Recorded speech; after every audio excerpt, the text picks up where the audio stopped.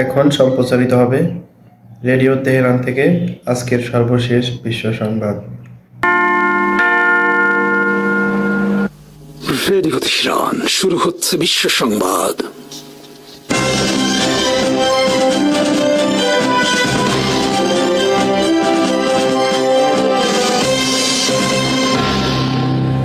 শুরুতেই সংবাদ শিরোনাম। আসসালামু আলাইকুম। সিন্ধু নদীর পানি নিয়ে ভারতের বিরুদ্ধে কঠোর হুঁশিয়ারি পাকিস্তান আর্মির। ইউক্রেনে এই যাবৎকালের সবচেয়ে বড় ড্রোন হামলা রাশিয়ার, বিধ্বস্ত ইউক্রেনের তৃতীয় F-16 ফাইটার জেট। 3 দিনের চীন সফরে পাকিস্তানের উপপ্রধানমন্ত্রী। নিউ ইয়র্কে দুর্ঘটনার কবলে মেক্সিকোর রণতরী, নিহত 2 নৌসেনা। আল জাজিরার রিপোর্টে বলা হয়েছে, মোদি নিয়ন্ত্রিত গণমাধ্যম এখন ভারতের জন্য বোঝা। রোববার গাজায় ইসরায়েলের হামলায় নিহত কমপক্ষে 151 ফিলিস্তিনি। পাকিস্তান আর্মির মুখপাত্র লেফটেন্যান্ট জেনারেল আহমেদ শরীফ চৌধুরী রোববার বলেছেন, যারা সিন্ধু নদীর পানি বন্ধ করার কথা বলে তারা পাগল ছাড়া আর কিছুই নয়। সিন্ধু নদীর পানি বন্ধ করার সাহস কারণেই, যদি কেউ এমন সাহস দেখায় তবে আমরা তার এমন জবাব দেব যে গোটা বিশ্ব তা দেখতে পাবে। জেনারেল শরীফ বলেন, 6 মে মধ্যরাতে পাকিস্তানে ভারতের আগ্রাসনের যে জবাব আমরা দিয়েছি তা ছিল সীমিত, কিন্তু ভারত যদি সিন্ধু নদীর পানিকে পাকিস্তানের বিরুদ্ধে অস্ত্র হিসেবে ব্যবহার করে তাহলে পাকিস্তান বছরের পর বছর নয় বরং যুগ যুগ ধরে যুদ্ধ করবে। কারণ সিন্ধু নদীর পানি পাকিস্তানের 24 কোটি মানুষের জীবন মরণের প্রশ্ন। কাউকে এই পানি নিয়ে খেলতে দেওয়া হবে না। জেনারেল শরীফ বলেন, পাকিস্তান আর্মি একটি সম্পূর্ণ পেশাদার আর্মি। ভারত যখনই যুদ্ধবিরতি লঙ্ঘন করে আমরা তার উপযুক্ত জবাব দেই ভারতীয় আর্মির বিরুদ্ধে। তিনি বলেন, সর্বশেষ যুদ্ধে পাকিস্তানের হামলায় ভারতের 6টি যুদ্ধবিমান এবং একটি S-400 মিসাইল ডিফেন্স সিস্টেম সহ অনেক মূল্যবান অস্ত্র ধ্বংস হয়েছে। ভারতের সর্বশেষ ধ্বংস হওয়া যুদ্ধবিমান ছিল মিরেজ 2000। আমরা ভারতের বিরুদ্ধে আরও যুদ্ধবিমান ধ্বংস করতে পারতাম, কিন্তু আমরা সংযম অবলম্বন করেছি, ভারত এটা জানে। অপরদিকে পাকিস্তানের প্রতিরক্ষা মন্ত্রী খাজা মোহাম্মদ আসিফ রোববার আফগানিস্তানে তালেবানদের প্রতি কঠোর হুঁশিয়ার করে বলেছেন, পূর্ব সীমান্তে আমাদের শত্রু এখন তার ক্ষতস্থান চাটছে। এরপর আমরা উপযুক্ত শিক্ষা দেব পশ্চিম সীমান্তে আমাদের শত্রুদের। খাজা আসিফ তার বাসভবনে রোববার সাংবাদিকদের বলেন, আমি মোদির কথার কোনো জবাব দিতে চাই না। মোদির কর্মকাণ্ডের জবাব এখন ভারতের লোকজনই বেশ ভালোভাবে দিচ্ছে। আমি তাদের চাইতে ভালো জবাব দিতে পারবো না মোদিকে। খাজা আসিফ বলেন, পাকিস্তান আজ ইতিহাসের যে কোনো সময়ের চেয়ে ঐক্যবদ্ধ একটি জাতি। সম্প্রতি খবর বের হয়েছে, আফগানিস্তানের তালেবান সরকার ও ভারত মিলে পাকিস্তানের খাইবার পাখতুনখোয়া সীমান্তে পাকিস্তানের বিরুদ্ধে গোপন তৎপরতা চালাবে পাকিস্তানি তালেবানদের মাধ্যমে। এদিকে চীনের আমন্ত্রণে 3 দিনের সফরে সোমবার বেইজিং পৌঁছেছেন পাকিস্তানের উপপ্রধানমন্ত্রী ও পররাষ্ট্রমন্ত্রী ইসাকদার। ভারত পাকিস্তান যুদ্ধের পর ইসাকদারের চীন সফরকে বৃহত্তর এশিয়ার জন্য খুবই তাৎপর্যপূর্ণ ঘটনা উল্লেখ করেছেন সমর বিশ্লেষকরা। এক্সপ্রেস ট্রিবিউনের খবরে বলা হয়েছে, ইসাকদারের সাথে পাকিস্তানের আরও উচ্চপদস্থ সরকারি কর্মকর্তা থাকবেন। চীনা পররাষ্ট্রমন্ত্রী ওয়াং ইর সাথে বৈঠকে দক্ষিণ এশিয়ার সার্বিক পরিস্থিতি নিয়ে আলোচনা হবে। তাছাড়া চীন পাকিস্তান দ্বিপাক্ষিক সম্পর্ক, চায়না পাকিস্তান ইকোনমিক করিডোর সহ আরও বিভিন্ন বিষয় নিয়ে আলোচনা হবে। এই সফরের মাধ্যমে চীন পাকিস্তান দ্বিপাক্ষিক সম্পর্ক আরও জোরদার হবে। ভারত পাকিস্তান যুদ্ধে চীন ভারতের বিরুদ্ধে প্রকাশ্য সমর্থন দেয়। চীনের J-10 ফাইটার জেট, চীনা এয়ার ডিফেন্স সিস্টেম HQ-9B এবং চীনা air two air missile PL-15 ভারতের বিরুদ্ধে যুদ্ধে পাকিস্তানের পক্ষে অসামান্য ভূমিকা পালন করে। বিশ্লেষকদের মতে, এই যুদ্ধে চীনা অস্ত্রের অভাবনীয় সাফল্যের পাকিস্তানের প্রতি চীনের অস্ত্র সহায়তা আরও বৃদ্ধি পাবে। দুই দেশের প্রতিরক্ষা সম্পর্ক আরও জোরদার হবে। আর এই লক্ষ্যেই মূলত চীন পাকিস্তানের পররাষ্ট্রমন্ত্রীকে আমন্ত্রণ জানায়। চীন এবং পাকিস্তান উভয়ের কমন শত্রু ভারত। ভারতকে মোকাবেলায় চীনের এখন অন্যতম মিত্র দেশ পাকিস্তান। চীন পাকিস্তান ইকোনমিক করিডোরের মাধ্যমে গোটা পাকিস্তানের উত্তর থেকে দক্ষিণ পর্যন্ত রয়েছে চীনের তৈরি রেল এবং সড়ক যোগাযোগ। এই রেল এবং সড়ক যোগাযোগ সরাসরি যুক্ত চীনের ভূখণ্ডের সাথে। এই যোগাযোগ অবকাঠামোর মাধ্যমে চীনা পণ্য সরাসরি প্রবেশ করে পাকিস্তানে এবং চীন তাদের পণ্য পাকিস্তানের মধ্যে দিয়ে সরাসরি পৌঁছতে পারে গোয়াদর বন্দরের মাধ্যমে আরব সাগরে। চীনের বৈদেশিক বাণিজ্য মূলত সমুদ্রপথে। ভবিষ্যতে যদি ভারত কখনো মালাক্কা প্রণালী বন্ধ করে দেয়, সেজন্য চীন পাকিস্তানের মধ্যে দিয়ে আরব সাগর পর্যন্ত তৈরি করেছে রেল ও সড়ক নেটওয়ার্ক। রোববার ইউক্রেনে এই যাবৎকালের সবচেয়ে বড় ড্রোন হামলা চালিয়েছে রাশিয়া। রোববার ইউক্রেনের স্থানীয় সময় সকাল 8টা থেকে রাশিয়া 273টি ড্রোন হামলা চালায়। ইউক্রেনের রাজধানী কিয়েভ, দিনিপ্রো এবং ডোনেস্ক অঞ্চলে এই হামলা পরিচালিত হয়। 2022 সালের ফেব্রুয়ারি মাসে যুদ্ধ শুরুর পর সর্বশেষ গত 23শে ফেব্রুয়ারি রাশিয়া 267টি ড্রোন হামলা চালায় ইউক্রেনে। এরপর গত রোববারে ড্রোন হামলা ছিল সবচেয়ে বড় হামলার ঘটনা। মস্কো জানায় শনিবার ভোররাত থেকে রোববার পর্যন্ত ইউক্রেন ড্রোন হামলা চালিয়েছে রাশিয়ায়। তারই জবাবে রোববার এই হামলা চালালো রাশিয়া। সোমবার যুক্তরাষ্ট্রের প্রেসিডেন্ট ট্রাম্প এবং রাশিয়ার প্রেসিডেন্ট পুতিন টেলিফোনে কথা বলেন। তার একদিন আগে ঘটল রেকর্ড এই ড্রোন হামলার ঘটনা। এদিকে ইউক্রেনের শুক্রবার বিধ্বস্ত হয়েছে আরেকটি F-16 ফাইটার জেট। রোববার ইউক্রেন এই তথ্য স্বীকার করেছে, তবে বিমানটি বিধ্বস্ত হওয়ার কারণ উল্লেখ করেনি ইউক্রেন এয়ারফোর্স। ইউক্রেন এয়ারফোর্সের পক্ষ থেকে বলা হয়েছে বিমানটি বিধ্বস্ত হওয়ার আগে পাইলট সফলভাবে বের হয়ে আসতে সক্ষম হয়েছে এবং তাকে উদ্ধার করা গেছে। এর আগে 2024 সালের অগাস্টে রাশিয়ার আক্রমণে প্রথম ধ্বংস হয় ইউক্রেনের একটি F-16 ফাইটার জেট। এরপর গত বছরে এপ্রিলে রাশিয়ার মিসাইলের আঘাতে বিধ্বস্ত হয়েছে ইউক্রেনের দ্বিতীয় F-16 fighter jet. Bharat Pakistan যুদ্ধে কে জিতলো আর কে হারলো এই নিয়ে যখন উভয় দেশে দাবি পাল্টা দাবি চলছে, তখন শনিবার নিউ ইয়র্ক টাইমসের এক খবরে বলা হয়েছে সর্বশেষ 10ই মে যুদ্ধে পাকিস্তান জয়লাভ করেছে ভারতের বিরুদ্ধে। পাকিস্তানের এই যুদ্ধ জয় দেশটিকে অভ্যন্তরীণভাবে ঐক্যবদ্ধ আর শক্তিশালী করেছে। ভারতের মতে অর্থনৈতিকভাবে শক্তিশালী দেশের বিরুদ্ধে পাকিস্তানের জয়লাভের মাধ্যমে দেশটির নতুন আত্মমর্যাদা ও পরিচয় লাভ করেছে। এদিকে রোববার আল জাজিরা টেলিভিশনের এক বিশ্লেষণধর্মী প্রতিবেদনে তুলে ধরা হয়েছে ভারতের গণমাধ্যমের উপর মোদী সরকারের কঠোর নিয়ন্ত্রণের বিষয়টি। এতে বলা হয়েছে ভারতের মূলধারার গণমাধ্যম এখন মোদী সরকারের জন্য বোঝায় পরিণত হয়েছে। ভারতের মূলধারার গণমাধ্যম তাদের স্বাধীনতা হারিয়ে সরকার বন্দনার যন্ত্রে পরিণত হওয়ায় প্রচণ্ড ক্ষুব্ধ দেশটির জনগণ। সর্বশেষ ভারত পাকিস্তান যুদ্ধের সময় দেশটির অগণিত মানুষ যুদ্ধের খবর জানার জন্য বিভিন্ন টেলিভিশন চ্যানেলের দ্বারস্থ হয়েছিল, কিন্তু তারা ভারতের শত শত টিভি চ্যানেলের মাধ্যমে যুদ্ধের কোনো সত্য ও সঠিক খবর জানতে পারেনি, বরং যা দেখেছে তা হলো মিথ্যা আর অব্যাহত উস্কানি। অনেকেই এগুলোকে কোনো খবর বলতে রাজি নন। আল জাজিরার খবরে বলা হয়েছে যুদ্ধে ভারতের শোচনীয় অবস্থার বিষয়ে CNN এর একটি খবর প্রকাশ করেছিল দেশটির ব্যতিক্রমধর্মী সংবাদ মাধ্যম দি ওয়াইর, কিন্তু এরপর মোদী সরকার বন্ধ করে দেয় সংবাদ মাধ্যমটি। অবশেষে ওয়াইর যখন CNN এর খবরটি ডিলিট করে দেয়, তখন আবারও অনলাইন পোর্টালটি চালু করে সরকার। এর মাধ্যমে সরকার দেশের সব গণমাধ্যমকে বার্তা দিল সরকারের ইচ্ছার বিরুদ্ধে গিয়ে কোনো কিছু প্রকাশ করলে সবার পরিণতি হবে একই রকম। নিউ ইয়র্কের ব্রুকলিন ব্রিজের নিচে শনিবার দুর্ঘটনার শিকার হয়েছে মেক্সিকোর একটি রণতরী। এতে নিহত হয়েছে মেক্সিকোর 2 নৌসেনা। যুক্তরাষ্ট্রের 250তম স্বাধীনতা দিবস উপলক্ষে মেক্সিকোর একটি রণতরী শনিবার রাতে শুভেচ্ছা মহড়া পরিচালনা করে। এই সময় রণতরীটিতে ছিল 3টি বিশাল আলোকসজ্জিত মাস্তুল, যার উচ্চতা 171 ফিট। জাহাজটি ব্রিজের নিচ দিয়ে অতিক্রম করার সময় এর 3টি মাস্তুলই ভেঙে যায়। নিউ ইয়র্ক সিটির মেয়র অফিস থেকে জানানো হয়েছে জোয়ারের সময় ব্রিজের নিচ দিয়ে সর্বোচ্চ 127 ফুট উচ্চতর জাহাজ অতিক্রম করতে পারে, কিন্তু মেক্সিকো রণতরীটির মাস্তুলের উচ্চতা ছিল 171 ফুট। দুর্ঘটনার সময় জাহাজে 277 জন নাবিক ছিল।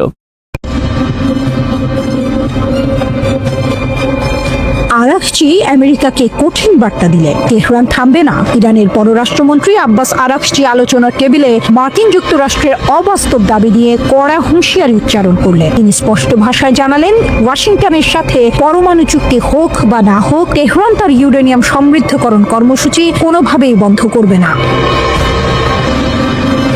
যেন এক তেজোদ্দীপ্ত তীর ছুড়লেন তিনি, যার ফলা গিয়ে বিঁধল হোয়াইট হাউসের দরজায়। এই হুঙ্কার এলো মার্কিন প্রেসিডেন্ট ডোনাল্ড ট্রাম্পের মধ্যপ্রাচ্য বিষয়ক বিশেষ দূত স্টিভ উইটকফের এক বিস্ফোরক মন্তব্যের প্রতিক্রিয়ায়। উইটকফ দম্ভের সুরে বলেছিলেন, ওয়াশিংটন ইরানকে 1% ইউরেনিয়াম সমৃদ্ধ করার ক্ষমতা দেবে না, যেন মধ্যপ্রাচ্যের ভাগ্য নির্ধারণের একক চাবিকাঠি তাদের হাতেই। আরাকচি অভিজ্ঞ খেলোয়াড়ের মতো ঠান্ডা গলায় সাংবাদিকদের মুখোমুখি হয়ে বললেন, এই ধরনের কথা আলোচনার বাস্তবতার বাইরে। তার কণ্ঠ ছিল দৃঢ়, আত্মবিশ্বাসে পরিপূর্ণ। তিনি আরো যোগ করেন, যদি মার্কিন যুক্তরাষ্ট্র নিশ্চিত করতে চায় যে ইরান পরমাণু অস্ত্র তৈরি করছে না, তাহলে আমরা সহযোগিতা করতে প্রস্তুত, কিন্তু যদি তারা অবাস্তব দাবি করে, তাহলে স্বাভাবিকভাবেই তা পূরণ হবে না। ইরান যে পরমাণু বোমা তৈরির পথে হাঁটছে না তা প্রমাণ করতে তেহরান প্রস্তুত, এমন ইঙ্গিতও দিলেন আরাকচি। তবে একই সাথে তিনি কঠিন শর্ত জুড়ে দিলেন, আমেরিকার অযৌক্তিক আবদার মেনে নেওয়া হবে না। যেন তিনি বোঝাতে চাইলেন, ইরান কোনো দুর্বল প্রতিপক্ষ নয়, বরং একটি শক্তিশালী ও স্বাধীন রাষ্ট্র, যে তার নিজের নীতি ও ভবিষ্যৎ নিজেই নির্ধারণ করতে সক্ষম। অন্যদিকে এবিসি নিউজের দিস উইক অনুষ্ঠানে দেওয়া সাক্ষাৎকারে উইটকফ তার অনড় অবস্থানের কথা পুনর্ব্যক্ত করেন। তিনি বলেন, ইরানের সাথে পরমাণু আলোচনায় ট্রাম্প প্রশাসনের লাল রেখা হলেও তেহরানকে কোনো অবস্থাতেই ইউরেনিয়াম সমৃদ্ধ করার অনুমতি দেওয়া হবে না। তার ভাষায়, আমাদের একটি খুব স্পষ্ট লাল রেখা আছে এবং তা হলো সমৃদ্ধকরণ। আমরা সমৃদ্ধকরণ ক্ষমতার 1% অনুমোদন করতে পারি না। উইটকফের এই কঠোর মন্তব্য যেন আলোচনার পথ আরো কঠিন করে তুলল। তিনি আরো বলল, সবকিছু শুরু হয় এমন একটি চুক্তি দিয়ে যার মধ্যে সমৃদ্ধকরণ অন্তর্ভুক্ত নয়, কারণ সমৃদ্ধকরণ অস্ত্র তৈরি করতে সক্ষম করে এবং আমরা এখানে বোমা আসতে দেব না। তার এই বক্তব্যে স্পষ্টতই ইরানের পরমাণু কর্মসূচি নিয়ে আমেরিকার গভীর উদ্বেগ ফুটে ওঠে। উইটকফের এই মন্তব্যের পর আরাকচি সামাজিক মাধ্যম এক্সে এর তীব্র প্রতিক্রিয়া জানান। তিনি সরাসরি জনসম্মুখে আলোচনায় না যাওয়ার নীতি পুনর্ব্যক্ত করেন এবং মার্কিন কর্মকর্তাদের ব্যক্তিগত ও প্রকাশ্য বিবৃতির মধ্যকার পরস্পর বিরোধিতার সমালোচনা করেন। তার এই কৌশল যেন প্রতিপক্ষের দুর্বলতা ধরিয়ে দেওয়ার এক চতুর চাল। আরাকচি এনপিটি বা পরমাণু অস্ত্র বিস্তার রোধ চুক্তির সদস্য হিসেবে ইরানের দীর্ঘদিনের অবস্থান আবারও তুলে ধরেন। তিনি দ্ব্যর্থহীন ভাষায় বলেন, চুক্তি হোক বা না হোক, পরমাণু সমৃদ্ধকরণ অব্যাহত থাকবে। এটিকে তিনি ইরানের কষ্টার্জিত এবং স্বদেশী অর্জন হিসেবে বর্ণনা করেন। তার এই বক্তব্যে জাতীয় গর্ব ও আত্মনির্ভরতার সুর স্পষ্ট। তিনি যেন বোঝাতে চাইলেন, এই প্রযুক্তি কারো দয়ায় পাওয়া নয়, বরং নিজেদের সক্ষমতার প্রমাণ। রবিবার আরাকচি আরও একটি গুরুত্বপূর্ণ ঘোষণা দেন। তিনি জানান, ইরান ও আমেরিকার মধ্যে পরোক্ষ আলোচনার পরবর্তী দফা শীঘ্রই অনুষ্ঠিত হবে। যদিও নির্দিষ্ট তারিখ এখনো চূড়ান্ত হয়নি, তবে খুব শিগগিরই তা ঘোষণা করা হবে বলে তিনি আশা প্রকাশ করেন। তিনি এও জানান যে এই বৈঠকের স্থান সম্পর্কে ওমানের পররাষ্ট্রমন্ত্রী বিস্তারিত জানাবেন। উল্লেখ্য, 2015 সালের ঐতিহাসিক পরমাণু চুক্তি JCPOA ভেস্তে যাওয়ার পর ইরান ও মার্কিন যুক্তরাষ্ট্র পরোক্ষ আলোচনায় বসেছে। উভয় পক্ষই এই আলোচনাগুলোকে সাধারণভাবে ইতিবাচক হিসেবে বর্ণনা করেছে। তবে উইটকফের সাম্প্রতিক মন্তব্য সেই ইতিবাচকতাকে কিছুটা হলেও ম্লান করে দিয়েছে। ইরানের এই দৃঢ় অবস্থান কোনো ফাঁকা আওয়াজ নয়। মধ্যপ্রাচ্যে দেশটির ক্রমবর্ধমান প্রভাব এবং উন্নত সামরিক সক্ষমতা বিশ্বের অজানা নয়। সিরিয়া থেকে ইয়েমেন পর্যন্ত আঞ্চলিক রাজনীতিতে ইরানের গুরুত্বপূর্ণ ভূমিকা রয়েছে। তাদের তৈরি করা অত্যাধুনিক ড্রোন এবং ক্ষেপণাস্ত্র প্রযুক্তি ইতিমধ্যেই শত্রুদের রাতের ঘুম কেড়ে নিয়েছে। পরমাণু বিজ্ঞান ও প্রযুক্তিতেও ইরান উল্লেখযোগ্য অগ্রগতি লাভ করেছে। তাদের বিজ্ঞানীরা এখন এমন উচ্চতায় পৌঁছেছেন যে ইউরেনিয়াম সমৃদ্ধকরণ তাদের জন্য একটি নিয়মিত প্রক্রিয়া। আন্তর্জাতিক নিষেধাজ্ঞা তাদের এই অগ্রগতি রুখতে পারেনি, বরং আরও শক্তিশালী করেছে।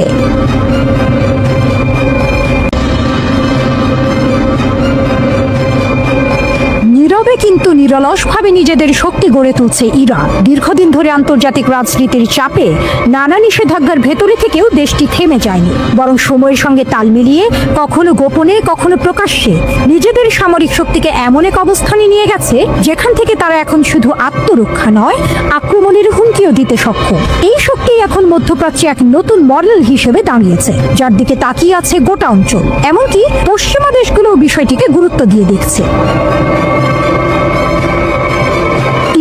ভালো করেই জানে, শুধু কথায় নয়, রাজনীতিতে নিজের শক্তি প্রমাণ করতে হয় বাস্তবে, প্রযুক্তিতে সামরিক সেই দিকেই এগোচ্ছে তারা। যেভাবে কৃত্রিম বুদ্ধিমত্তা বা AI প্রযুক্তি কাজে লাগিয়ে যুদ্ধের রূপ বদলে দেওয়ার চেষ্টা করছে, তা শুধুই প্রযুক্তির উন্নয়ন নয়, বরং এক ধরনের বিপ্লব। এখানে অস্ত্র মানে আর শুধু ধাতব যন্ত্র নয়, বরং এমন এক মাধ্যম যা লক্ষ্য ঠিক করতে পারে, বুঝতে পারে পরিস্থিতি এবং সিদ্ধান্তও নিতে পারে। এই নতুন ধরনের অস্ত্রগুলো এখনো প্রকাশ্যে আসেনি, তবে এদের উপস্থিতি যেন এক অদৃশ্য ভয়ের মতো প্রতিপক্ষের মনে গেঁথে গেছে। আগে যেখানে ইরান কেবল আত্মরক্ষায় মনোযোগী ছিল, এখন তারা ধীরে ধীরে আক্রমণাত্মক অবস্থানে চলে যাচ্ছে। আজকের ইরান এমন অবস্থানে পৌঁছেছে যেখানে তারা শত্রুর গতিবিধি আগে থেকেই বুঝে নিতে পারে এবং প্রতিরোধের আগেই পাল্টা কৌশল ঠিক করে ফেলতে পারে। সেনাবাহিনীর কাজের ধরনও আগের তুলনায় অনেক বদলে গেছে। এখন তারা শুধু অস্ত্র নয়, সঙ্গে করে নিচ্ছে আগাম প্রস্তুতির মনস্তত্ত্ব। গোয়েন্দা প্রযুক্তিতেও তারা অনেক উন্নতি করেছে। দেশের ভেতরে এবং সীমান্তে ছড়িয়ে থাকা নজরদারি ইউনিটগুলো প্রতিনিয়ত তথ্য সংগ্রহ করছে। এই নজরদারি একদিকে যেমন দেশের নিরাপত্তা নিশ্চিত করছে, তেমনি শত্রু চোখের সামনে না থাকলেও তাদের উপস্থিতির ছায়া শনাক্ত করতে শিখছে। এটি এমন এক মানসিক খেলা যেখানে শত্রু চোখে না পড়লেও আপনি তার নজরে আছেন। তবে শুধু প্রযুক্তি দিয়েই নয়, ইরান তাদের মনোবল এবং আত্মবিশ্বাসের মাধ্যমেও বার্তা দিচ্ছে। তাদের সামরিক মহড়া, যুদ্ধ জাহাজ, শহীদ বাঘেরির মতো জাহাজ নির্মাণ, সাইবার ইউনিটের কাজ, সব মিলিয়ে ইরান দেখাচ্ছে যে তারা এখন আর কোনোভাবেই দুর্বল নয়। তারা এখন চ্যালেঞ্জ নিতে তৈরি। সাইবার যুদ্ধের অদৃশ্য জগতে ইরান যেভাবে নিজেদের অবস্থান শক্ত করেছে তা নিঃসন্দেহে তাদের অগ্রগতির বড় প্রমাণ। কারণ এই যুদ্ধে না কোনো সীমান্ত আছে, না নির্দিষ্ট সময়, না কোনো স্পষ্ট যুদ্ধক্ষেত্র। এখানে হঠাৎ করেই ভেঙে পড়তে পারে কোনো দেশের গুরুত্বপূর্ণ তথ্য ব্যবস্থা বা সামরিক যোগাযোগ। ইরানের আধুনিক যুদ্ধ জাহাজ শহীদ বাঘেরি যেন এক ভ্রাম্যমান বিপ্লব। এই জাহাজ একা একাধিক যুদ্ধ করতে পারে, ড্রোন ছুটতে পারে, ক্ষেপণাস্ত্র নিক্ষেপ করতে পারে, আবার সমুদ্রপথে নজরদারিও চালাতে পারে। এটি শুধু একটি জাহাজ নয়, বরং এক চলমান সতর্কবার্তা। যেখানে এতদিন পারস্য উপসাগরে যুক্তরাষ্ট্র একচ্ছত্র আধিপত্য চালাতো, এখন সেখানে ফাটল ধরতে শুরু করেছে। এই পরিবর্তনের পেছনে রয়েছে তেহরানের পরিকল্পিত শক্তি প্রদর্শন। আগে যেখানে ইরানের ট্যাঙ্কার শত্রুর লক্ষ্য হতো, এখন সেগুলি ছুঁতেও কেউ সাহস করে না। কারণ ইরান স্পষ্ট করে দিয়েছে, তারা শুধু জবাব দেবে না, সেই জবাব হবে ধ্বংসাত্মক। এই পুরো বদলের সবচেয়ে গুরুত্বপূর্ণ দিক হলো সমন্বয়। বিপ্লবী গার্ড বাহিনী আর স্থলবাহিনী এখন একসঙ্গে কাজ করছে। তারা পরস্পরের সঙ্গে তথ্য বিনিময় করছে, প্রতিরক্ষা এবং আক্রমণের দায়িত্ব ভাগ করে নিচ্ছে এবং একসঙ্গে যুদ্ধের জন্য প্রস্তুত থাকছে। এতে তৈরি হয়েছে একটি সুসংগঠিত এবং কার্যকর প্রতিরক্ষা বলয়। তবে এখানেই প্রশ্ন ওঠে, এই প্রস্তুতি কি শুধুই আত্মরক্ষার জন্য, নাকি আরো বড় কিছু আসছে? যদিও ইরান বলছে তারা শান্তি চায়, বিশ্লেষকরা মনে করেন এই শান্তি রক্ষার পেছনে যে অগ্নিসংযোগ হচ্ছে তা যে কোনো সময় ছড়িয়ে পড়তে পারে। পারস্য উপসাগর এখন আর কেবল এক জলপথ নয়, এটা এখন হয়ে উঠেছে ক্ষমতার লড়াইয়ের এক উত্তপ্ত কেন্দ্র। এখানে যে কোনো সময় সংঘর্ষ শুরু হতে পারে, যার প্রভাব ছড়িয়ে পড়বে পুরো অঞ্চল জুড়ে, এমনকি তার বাইরে। তেহরান এখন এমন একটি জায়গায় দাঁড়িয়ে আছে যেখানে তারা কেবল অস্ত্রের নয়, নিজেদের অবস্থান, দৃষ্টিভঙ্গি ও আত্মবিশ্বাসও দেখাচ্ছে। যেন তারা বলছে, আমরা যুদ্ধ চাই না, কিন্তু যদি যুদ্ধ আসে আমরাই আগে প্রস্তুত হব। এই আত্মবিশ্বাস, এই প্রস্তুতি, এই নীরব বিপ্লবী আজ তেহরানকে এক নতুন আদর্শে পরিণত করেছে।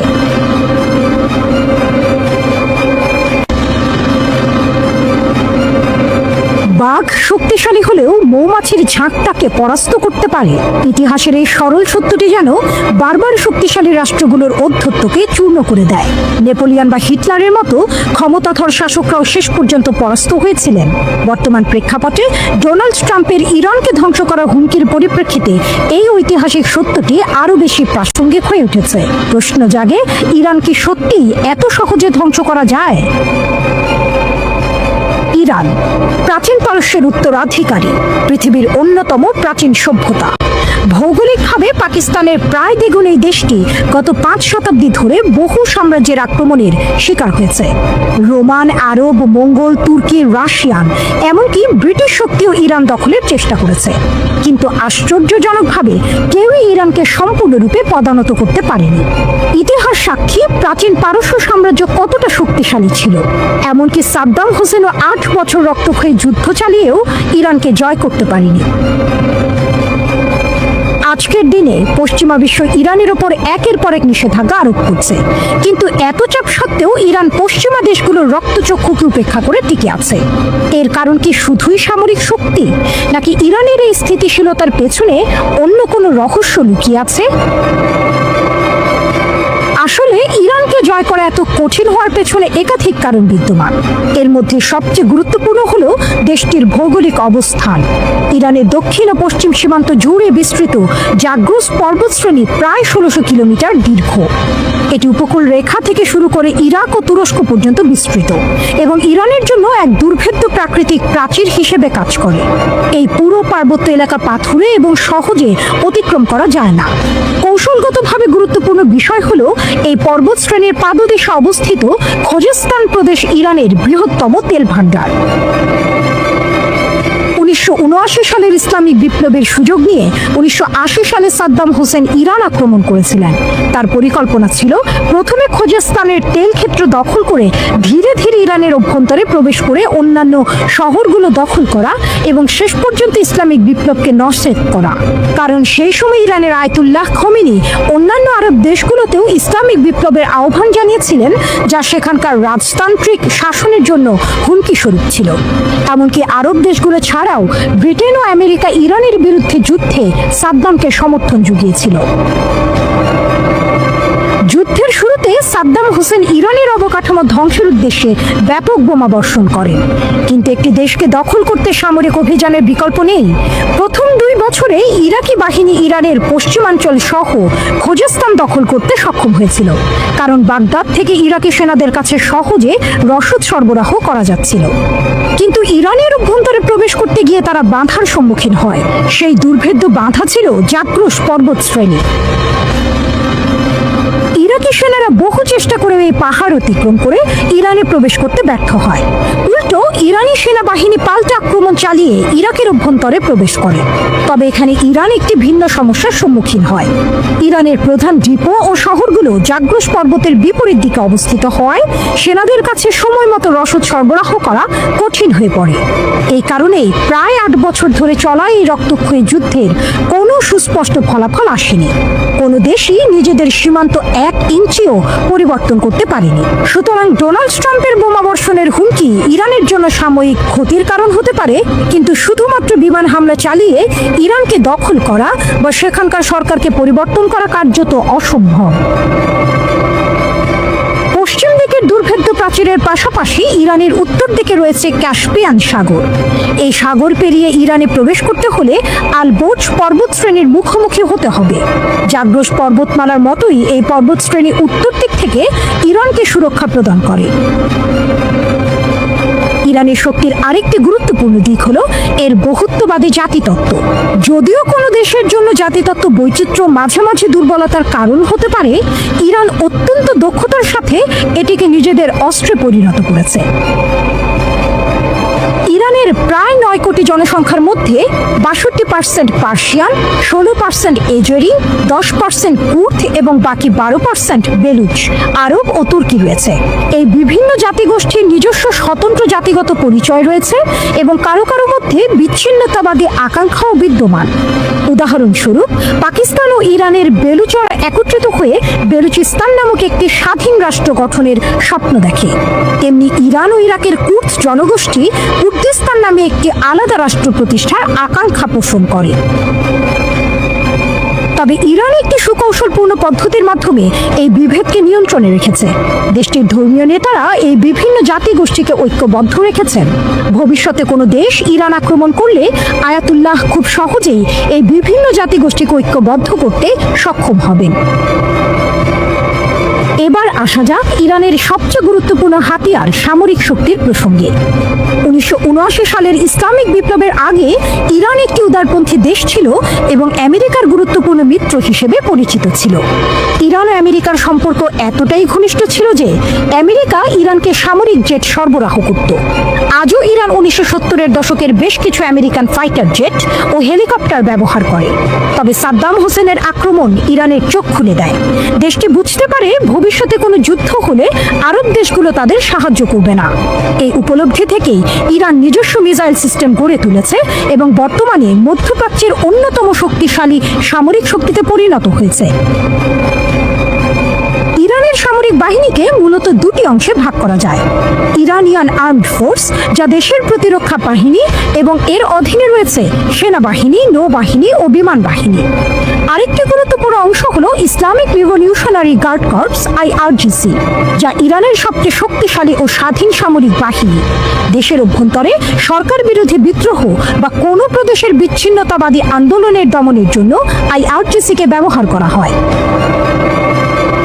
ইরানের সক্রিয় সৈন্য সংখ্যা প্রায় 5 5,70,000 এবং তাদের প্রায় 3.5 লক্ষের বেশি রিজার্ভ ফোর্স রয়েছে। এছাড়াও তাদের কাছে 4,000-এর বেশি ট্যাঙ্ক ও সাঁজোয়া যান রয়েছে, যার মধ্যে উল্লেখযোগ্য হল Russian T-72, Iranian Zulfikar tank এবং শক্তিশালী মাল্টিপল রকেট লঞ্চার। ইরানের সবচেয়ে শক্তিশালী অস্ত্রের মধ্যে অন্যতম হল ব্যালিস্টিক ও ক্রুজ মিসাইল। দেশটির দীর্ঘ পাল্লার সাহাব 3 মিসাইলের পাল্লা প্রায় 2000 কিলোমিটার, যা ইসরায়েল ও আমেরিকার ঘাঁটিগুলোতে আঘাত হানতে সক্ষম। এছাড়াও সিজিল 2 নামক মিসাইলের পাল্লা প্রায় 2500 কিলোমিটার। ইরানের ড্রোন প্রযুক্তি ও অন্যান্য আরব দেশগুলোর তুলনায় অনেক উন্নত। শাহেদ 136 নামক কামিকাজি ড্রোন ইউক্রেন যুদ্ধে রাশিয়ার ব্যবহারেও দেখা গেছে। ইরানের কাছে আরও বেশ কিছু অত্যাধুনিক কামিকাজি ড্রোন রয়েছে। ফাইটার জেটের ক্ষেত্রে ইরান সম্প্রতি রাশিয়ার কাছ থেকে Su-35 যুদ্ধ বিমান কিনেছে। আকাশ প্রতিরক্ষা ব্যবস্থার মধ্যে ইরানের কাছে S-300 এর মতো উন্নত মিসাইল ডিফেন্স সিস্টেম রয়েছে। দেশটির নৌবাহিনীও যথেষ্ট শক্তিশালী এবং কাস্পিয়ান সাগর থেকে শুরু করে ওমান উপসাগর ও পারস্য উপসাগরে ইরানের নৌবাহিনীর শক্তিশালী উপস্থিতি সবসময় বিদ্যমান। ইরানের সামরিক শক্তির বাইরেও দেশটির কৌশলগত অবস্থান অত্যন্ত গুরুত্বপূর্ণ। হরমুজ প্রণালী ও বাব এল মানদেব প্রণালী, এই দুটি জলপথ বিশ্বের অন্যতম গুরুত্বপূর্ণ বাণিজ্য পথ ইরানের মিসাইল রেঞ্জের মধ্যে অবস্থিত। আজকের দিনে ইরানের উপর কোনো রকম আক্রমণ হলে ইরান সম্ভবত এই দুটি জলপথ বন্ধ করে দিয়ে বিশ্ব বাণিজ্যকে থমকে দিতে পারে। ইরানের আরেকটি গুরুত্বপূর্ণ কৌশল হলো এক্সেস অফ রেজিস্ট্যান্স। ইসলামিক বিপ্লবের পর ইরান বুঝতে পেরেছিল টিকে থাকতে হলে তাদের আদর্শ বাইরের দেশগুলোতেও ছড়িয়ে দিতে হবে, কারণ ইরান ও তার প্রধান শত্রু ইসরায়েলের মধ্যবর্তী দেশগুলো ছিল আরব রাষ্ট্র এবং এরা একসময় ইরানের বিরুদ্ধে যুদ্ধে সাদ্দাম হোসেনকে সাহায্য করেছিল। তাই ইসরায়েল ও ওই আরব দেশগুলোকে মোকাবেলা করার জন্য ইরান এমন একটি পরিকল্পনা গ্রহণ করে যার মাধ্যমে তারা তাদের শত্রুদের ক্রমাগত হুমকির মুখে রাখতে পারে। ইরান সেই সমস্ত গোষ্ঠীগুলোকে সমর্থন করে যারা ইসরায়েলের বিরোধিতা করে, যেমন ফিলিস্তিনের হামাস, লেবাননের হিজবুল্লাহ, সিরিয়ার ফাতেমিয়া ব্রিগেড, ইরাকের প্রতিরোধ যোদ্ধা ও ইয়েমেনের হুথি। এই পুরো নেটওয়ার্কটি এক্সেস অফ রেজিস্ট্যান্স নামে পরিচিত, যদিও আমেরিকা এটিকে এক্সেস অফ ইভেল বা শয়তানের অক্ষ বলে অভিহিত করে। ইরান পারমাণবিক বোমা তৈরির খুব কাছাকাছি পৌঁছে গেছে বলে মনে করা হয়। এই কারণেই আমেরিকা ও ইসরায়েল বারবার ইরানকে এই পথে বাধা দেওয়ার চেষ্টা করছে। যদি আমেরিকা ইরানের ওপর বোমা হামলা শুরু করে, তবে ইরান সম্ভবত তাদের পারমাণবিক বোমা তৈরির প্রক্রিয়া আরও দ্রুত করবে, যা শেষ পর্যন্ত ইরানকে একটি পারমাণবিক শক্তিধর রাষ্ট্রে পরিণত করতে পারে। ভূরাজনৈতিক প্রেক্ষাপটে আরও কিছু বিষয় বিবেচনা করা প্রয়োজন। আজকের বিশ্বে এমন কিছু দেশ রয়েছে যারা ইরানের ধ্বংস চায় না, যার মধ্যে রাশিয়া ও চীন অন্যতম। মধ্যপ্রাচ্যে আমেরিকার প্রভাব কমানোর ক্ষেত্রে ইরান একটি মধ্যস্থতাকারী শক্তি হিসেবে কাজ করে। তাই ভবিষ্যতে ইরানের ওপর আক্রমণ হলে রাশিয়া, চীন, এমনকি উত্তর কোরিয়াও ইরানকে সাহায্য করতে পারে। এমনকি ভারতের জন্য ইরানের শান্তি বজায় থাকা অত্যন্ত জরুরি। ভারত ভবিষ্যতে ইউরোপ ও ভারতের মধ্যে একটি অর্থনৈতিক করিডোর তৈরি করতে চায় এবং সেই করিডোরের বাণিজ্য পথ ইরানের ওপর দিয়েই যাবে। এছাড়াও ভারত ইরানের চাবাহার বন্দরে বিপুল পরিমাণ অর্থ বিনিয়োগ করেছে। ভবিষ্যতে ভারত ইরান থেকে সস্তা তেল কিনতে আগ্রহী, যা ভারতীয় অর্থনীতিতে সহায়ক হবে। ভৌগোলিক অবস্থান, প্রক্সি যুদ্ধ এবং সামরিক শক্তির দিক থেকে ইরান নিঃসন্দেহে একটি শক্তিশালী দেশ, কিন্তু যুদ্ধের ময়দান সবসময় অপ্রত্যাশিত। তাবড় তাবড় সামরিক জেনারেলদের পরিকল্পনা ও প্রকৃত যুদ্ধে ব্যর্থ হতে দেখা যায়। আজ আমেরিকা ইরানের ওপর বোমা বর্ষণ করলে ইরান তার কতটা জবাব দিতে পারবে বা তাদের অর্থনীতি কতটা ভেঙে পড়বে তা অনুমান করা কঠিন। রাশিয়া যখন ইউক্রেন আক্রমণ করেছিল, তখন অনেকেই ভেবেছিল এই যুদ্ধ দীর্ঘস্থায়ী হবে না। 3 বছর পরেও সেই যুদ্ধ চলছে। এমনকি আমেরিকা ও ভিয়েতনাম ও আফগানিস্তানে পরাজয়ের শিকার হয়েছে। সাদ্দাম হোসেন কেন ইরানের উপর আক্রমণ করেছিলেন, সেই ইতিহাসও আমাদের মনে রাখা প্রয়োজন। সুতরাং ডোনাল্ড ট্রাম্পের হুমকি সত্ত্বেও ইরানকে ধ্বংস করা সহজ হবে না। দেশটির ভৌগোলিক বৈশিষ্ট্য, শক্তিশালী সামরিক বাহিনী এবং আঞ্চলিক মিত্রদের সমর্থন ইরানকে একটি কঠিন প্রতিপক্ষ হিসেবে প্রতিষ্ঠিত করেছে। শেষ পর্যন্ত কি ঘটবে তা সময় বলবে, তবে ইরানের দীর্ঘ ও কঠিন ইতিহাস প্রমাণ করে এই প্রাচীন সভ্যতা সহজে নতি স্বীকার করার পাত্র নয়। টানা বেশ কয়েকদিনের হামলা, পাল্টা হামলা ও উত্তেজনার পর সম্প্রতি যুদ্ধবিরতিতে পৌঁছেছে ভারত ও পাকিস্তান। এরপর দুই দেশের সামরিক কর্মকর্তারা নিয়মিত একে অপরের সঙ্গে যোগাযোগ রাখছেন এবং যুদ্ধবিরতির মেয়াদও বাড়াচ্ছেন। এর মধ্যে ভারতীয় বাংলা দৈনিক আনন্দবাজার পত্রিকা খবর দিয়েছে, পাকিস্তানের হামলায় ভারতের সীমান্ত এলাকায় 10,000-এরও বেশি বাড়ি ধ্বংস হয়ে গেছে। হামলায় বিধ্বস্ত হয়েছে শত শত গ্রাম, ঘর ছাড়া হয়েছেন অসংখ্য পরিবার। দৈনিকটি বলেছে, অপারেশন সিঁদুর ও তার পাল্টা পাকিস্তানি হামলায় কাশ্মীরের নিয়ন্ত্রণ রেখা বরাবর শত শত গ্রাম এখন ধ্বংসস্তূপ। গত কয়েকদিন ধরে স্থানীয় রাজনৈতিক নেতারা এসব এলাকা ঘুরে যা দেখেছেন, সেই ছবি মর্মান্তিক। জানা গেছে, সীমান্তবর্তী পুঞ্জ, কুপওয়ারা, বারামুলা ও রাজৌরির গ্রামগুলো সবচেয়ে বেশি ক্ষতিগ্রস্ত হয়েছে। এর মধ্যে শোচনীয় অবস্থা জম্মুর পুঞ্জ জেলার। পাকিস্তানি হামলায় এই জেলায় 14 জন নিহত হয়েছেন। ন্যাশনাল কনফারেন্সের পার্লামেন্ট সদস্য আজাজ জান জানান, এই জেলার 90টি পঞ্চায়েতের মধ্যে 60টিতে হাজার হাজার বাড়ি ও ভবন ধ্বংস হয়েছে। এত বড় মাপের হামলা এর আগে এই এলাকায় হয়নি। পুরো এলাকায় একটি বাড়িও দাঁড়িয়ে নেই। ভারতীয় এই এমপি জানান, তিনি ক্ষতিগ্রস্ত এলাকার 40% নিজে ঘুরে দেখেছেন। এলাকাটি ভূকম্পন প্রবণ মনে করিয়ে দিয়ে তিনি বলেন, বাড়ির কাঠামোগুলো এতটাই ক্ষতিগ্রস্ত, যে কোনো মুহূর্তে একটি মৃদু কম্পনে ভেঙে পড়তে পারে। এই পরিস্থিতিতে ভারতের কেন্দ্রীয় সরকার ও এই কেন্দ্রশাসিত অঞ্চলের প্রশাসনিক কর্মকর্তাদের কাছে তার আবেদন, বাড়িঘর পুনর্নির্মাণের জন্য ক্ষতিপূরণ দেওয়া হোক। অনেকে ঘরে ফিরতে পারেননি এবং অদূর ভবিষ্যতে একটি ভূমিকম্প হলেই ভয়ঙ্কর বিপদে পড়বেন এলাকাবাসী। তিনি বলেন, মুখ্যমন্ত্রী ওমর আবদুল্লাহ পুঞ্জে এসে সাহায্যের আশ্বাস দিয়েছেন। রাজ্যের পাশাপাশি কেন্দ্রের কাছ থেকেও ক্ষতিপূরণের আশা করছে। এদিকে পাকিস্তানের সামরিক বাহিনীর গোলাবর্ষণে ক্ষতিগ্রস্ত হয়েছে সীমান্ত এলাকার উরি ও কারনা অঞ্চল। কারনায় 100টিরও বেশি এবং উরিতে 458টি বাড়ি মাটির সঙ্গে মিশে গেছে। ন্যাশনাল কনফারেন্সের এমপি জাভেদ আহমেদের কথায়, সম্পূর্ণ গুড়িয়ে যাওয়া বাড়ির জন্য 10 লাখ এবং আংশিক ক্ষতিগ্রস্ত বাড়ির জন্য 5 লাখ রুপি ক্ষতিপূরণের আবেদন জানিয়েছে। স্থানীয় তাংদার গ্রামের বাসিন্দা জাহিদ রাশিদ বলেন, গোলাবর্ষণ শুরু হওয়ায় আমরা বাংকারে আশ্রয় নিয়েছিলাম। শেলিং থামার পরে বাইরে এসে দেখি সব বাড়িঘর গুড়িয়ে গেছে।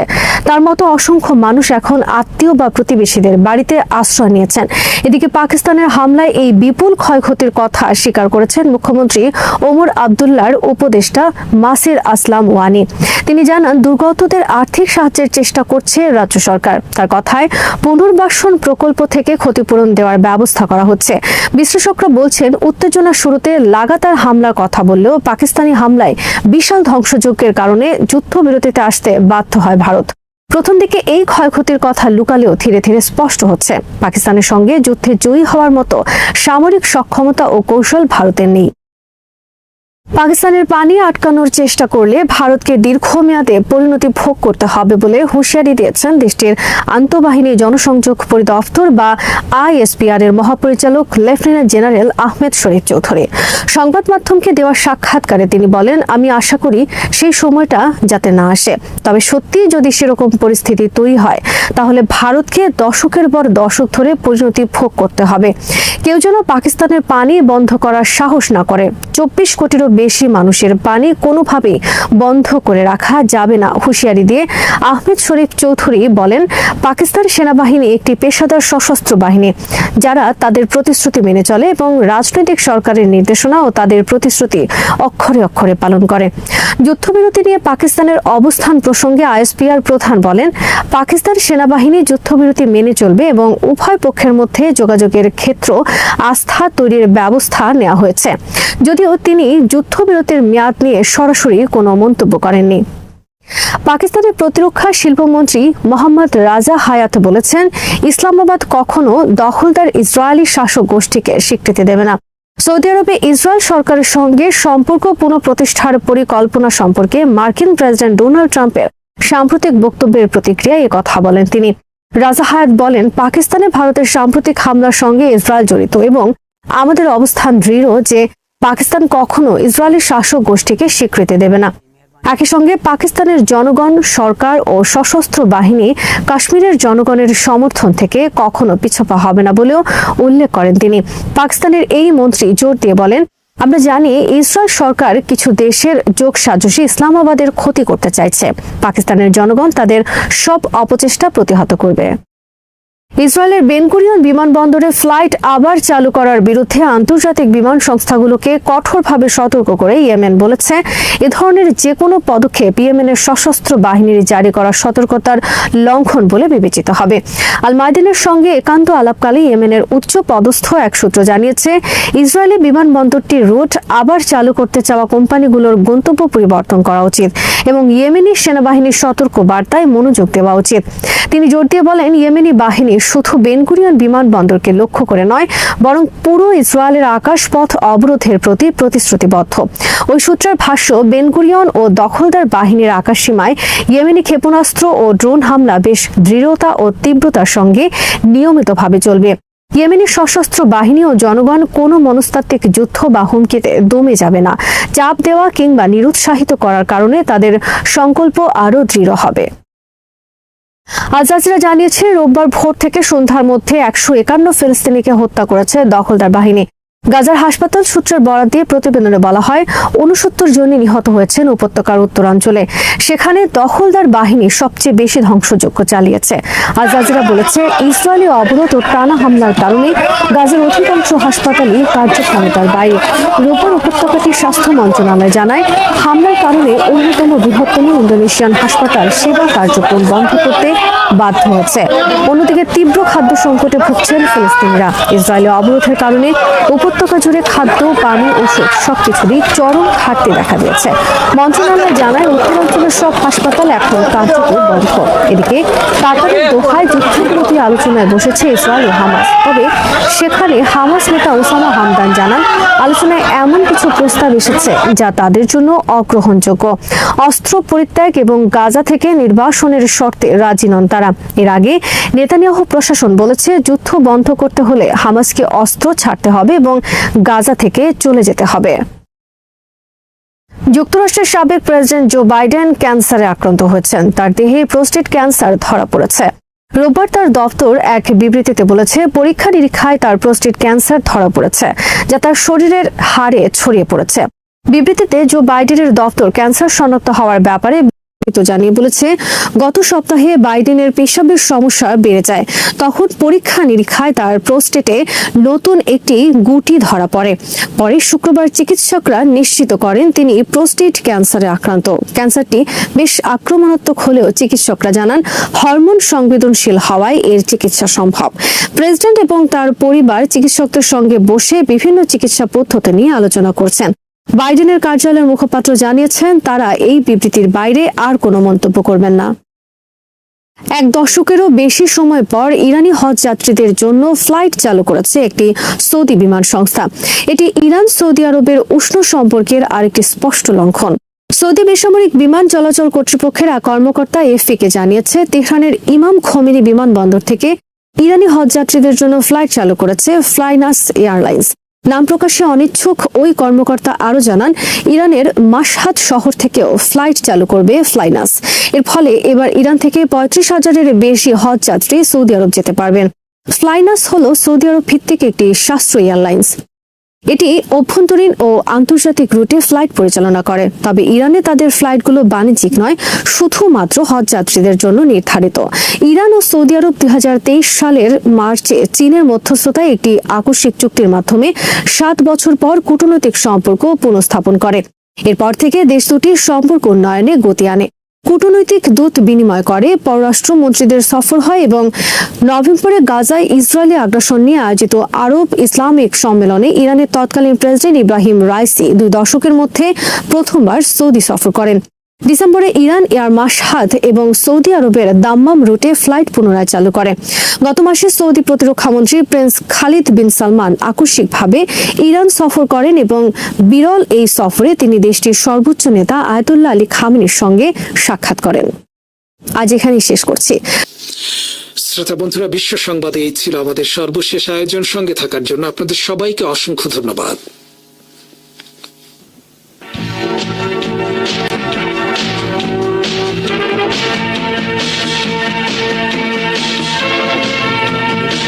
শুনলেন, সবাইকে অসংখ্য ধন্যবাদ।